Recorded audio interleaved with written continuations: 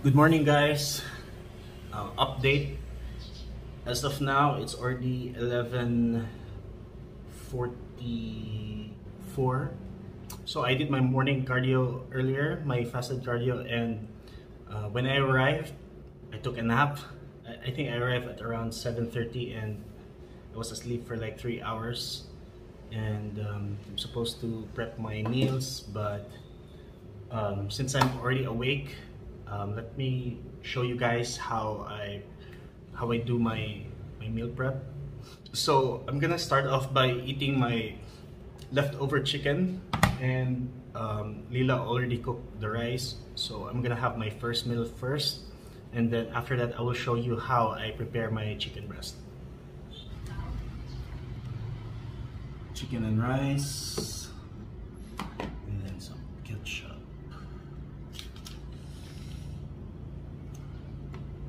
So I don't normally I don't measure my ketchup in the off season, so we're trying to gain weight anyways, just in moderation, so we don't get too fat. Okay, right now I'm going to prep my chicken. I'll get it from the fridge.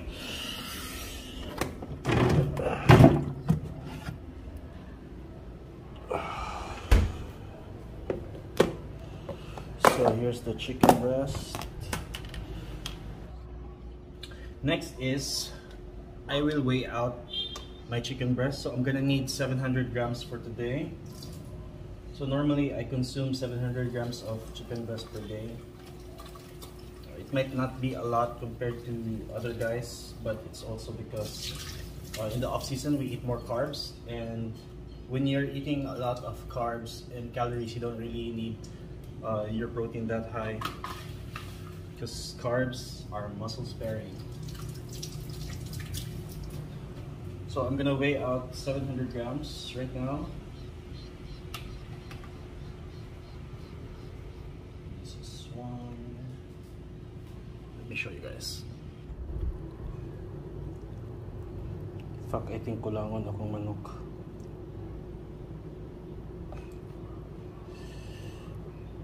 Okay, I'm just gonna get a portion of this. Okay, so now that I have my portion chicken breast, I will now butterfly them so that it's easier for me to cook them in our griller. So I'm gonna cut this, across as thin as possible. I think this is good. Now this is thick, so I'm gonna cut across to make it thinner. So habol din mo ang kutsilyo.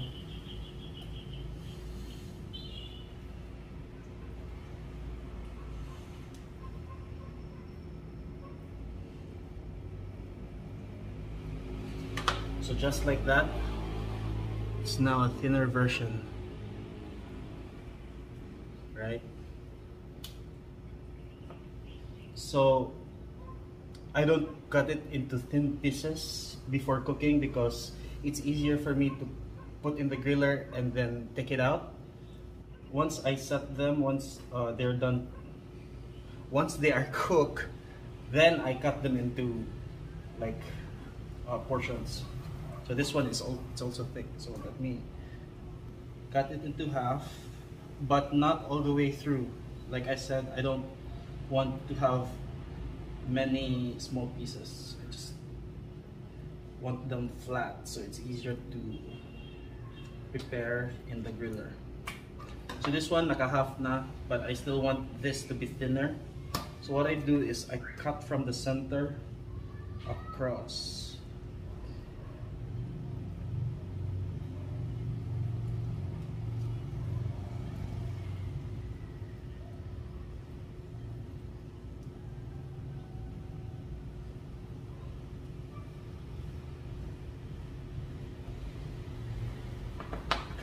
So now it's even thinner, right?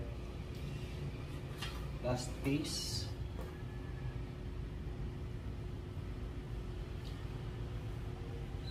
make sure your knives are regularly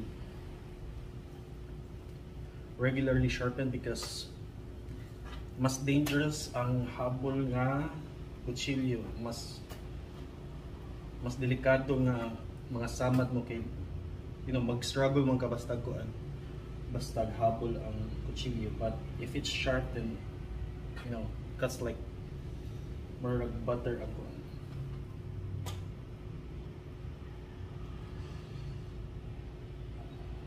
I actually enjoyed working on this. Satisfying kapag nagnipis na kayo. Look at that. So thin. Dali ra siya maluto, guys, and dili siya struggle when you eat it because nipis ra kayo siya, so dili siya murag cardboard pareho na kuan. Usual na chicken breast, so I'm gonna make this thinner.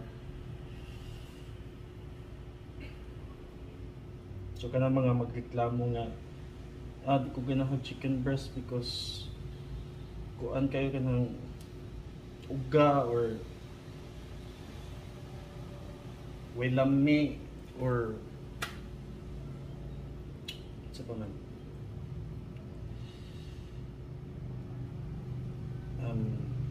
bidli or kuan kay uga kaya. It's because baga pud kay inyong cuts. If nipis pa unta to,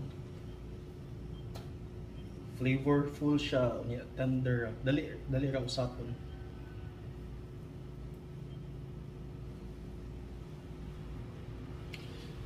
Okay. So next step, manan ako siya og butterfly.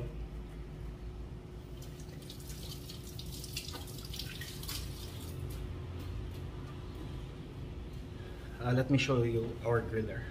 It's my favorite appliance actually. When we arrived here sa Dumaguete, mo siya ang first na mo gipalit to get the rice cooker. This is one of my favorite appliance, and this. Okay, so as you can see, right now I'm going to plug this in, and then buhaton is, so it's on, right? So normally you put it pag green light na siya when it says it's ready, but because of how thin the chicken breasts are, by the time na mo green na siya, it's already cooked. So ako asyan i-line up in such a way nga mabutang siya tanan. See, the tingog na ganito siya. Dali, kayong luto.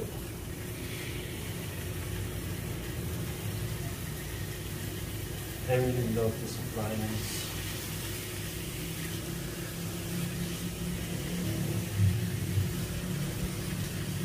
Fuck, pinapayag ko.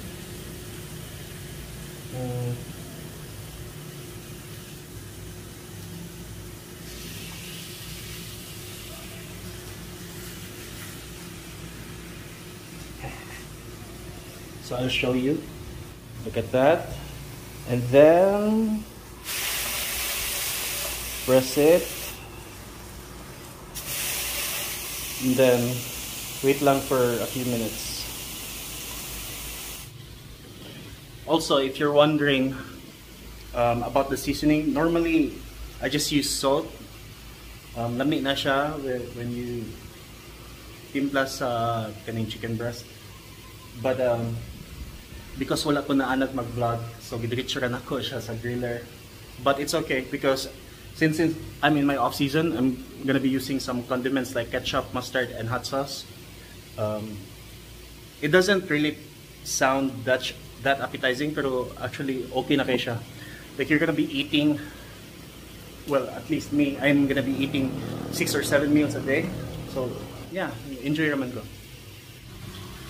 So while waiting for the chicken to cook, hugasan ako balik ang chopping board so that pwede na ako mag-chop balik ang chicken breast once it's cooked.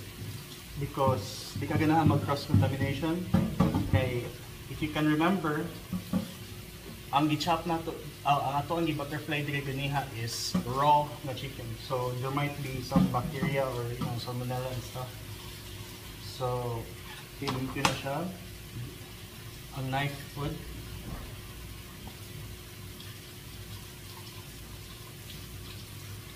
I'm gonna show you the grill right now. Nag-aso na siya maayo. So efficient jud kay siya nga para luto, guys. Look at this. Look at that. I'm just gonna leave it on for a couple more, probably like 2 minutes para nice yung pagkaluto. But to be honest, dili siya need nga i-overcook yun. Like I said, you still want there to be some juice. Di ka ganahan nga dry kayo, diba? So I'm gonna grab my tongs para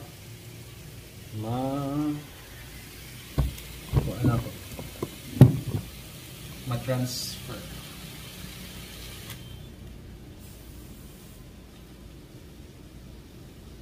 I'm gonna let this sit for a bit.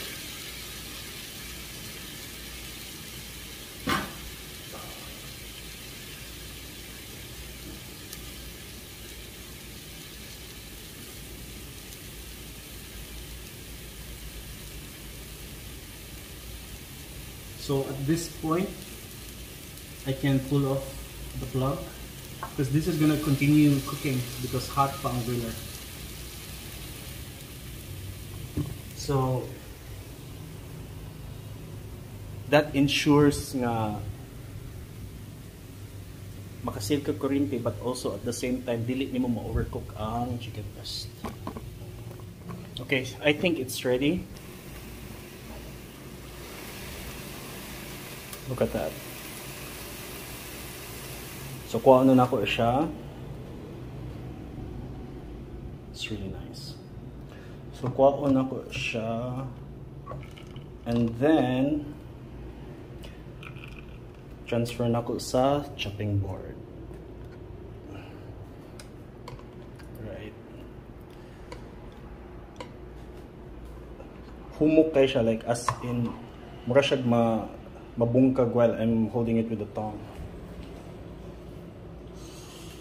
Now I'm gonna chop it.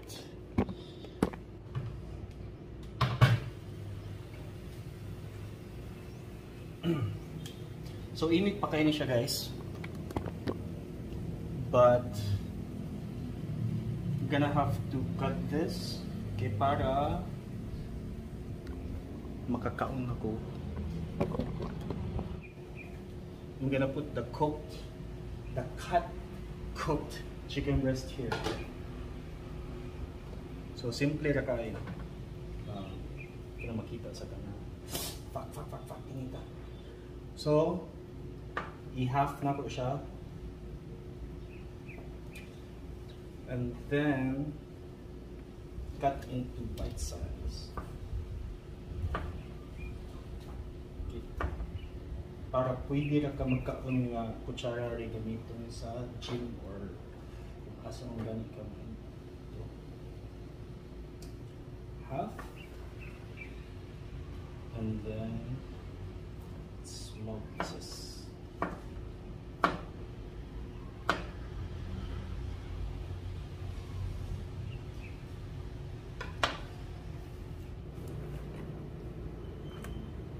Half.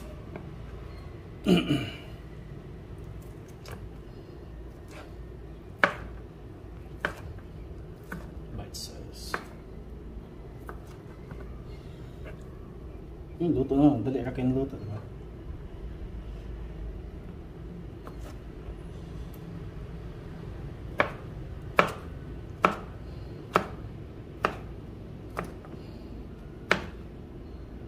Like I said, I don't really consume much chicken in the off-season because you don't really need to. Kalas-kalas yung kwarta.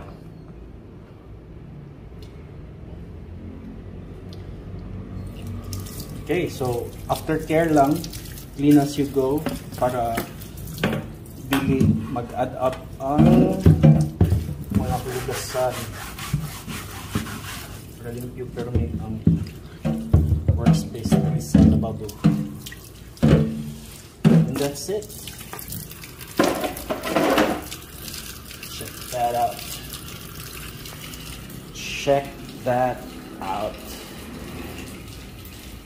Okay, so now nga na-cut up na ako ang chicken breast for the day, mag-portion ko so that na ako'y balance sa gym after my workout. Because di ko ganahan yan, naghuman ako workout, gutom ko niya, wala ko'y pagkaon, di ba? That's a high risk na maka-cheat ko. So I'm going to prepare my spoon in the case, right? Ngayon siya ang lunch bag. So actually go-order ko kung dako sa Shopee kay para mas daghan kong lunch box nga or Tupperware nga masulod. So right now I'm gonna be preparing for one meal. So first unahon sa ako ang rice.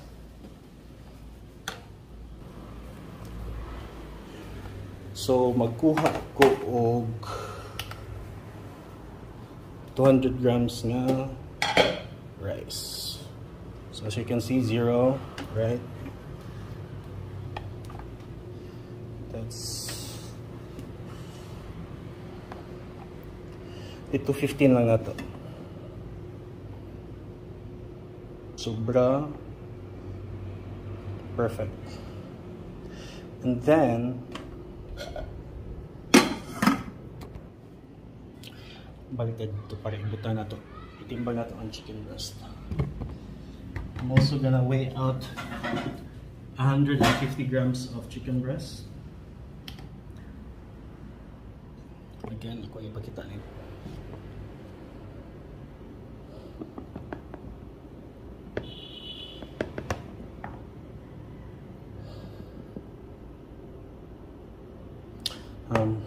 Gamay lang, di lang kidaghan kay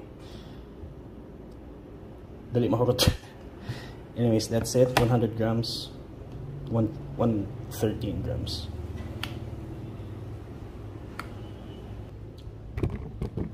Like I said, I don't really need much protein in the off season. So next is ketchup. Ako ara ni siyang drizzle. So I don't normally measure the condiments sa off season because we're trying to gain weight anyways. So I just try to make sure na cover ang entire Tupperware sa rice para di wala leak or something. So put in the ketchup. Okay, well, labi na ito nagtitimplahan guys. Ketchup. And then I'm gonna get the mustard and the hot sauce. So as you can see, budget friendly ra kayo. Jufran. It tastes good actually. Gamay lang.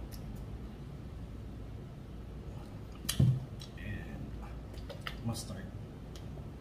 Again, no need again. That's it.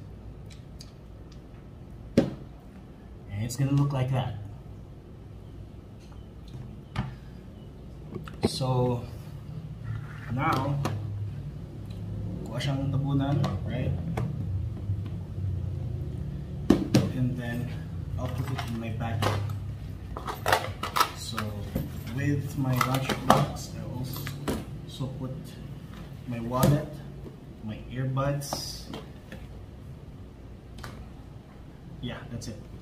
And then dalon ko na akong tablet kay ganahan ko mag-watch og videos while I'm on the treadmill after my workout. So I'm gonna take a shower and then I'll go to the gym. Si Lila gauna na sa gym. So I'm gonna work on shoulders today. And I hope you're gonna enjoy my workout. Mag-shave ka para mas mo. Right, just took a shower. I'm gonna give you a quick update. I am not sure, but more than a month after KG Classic.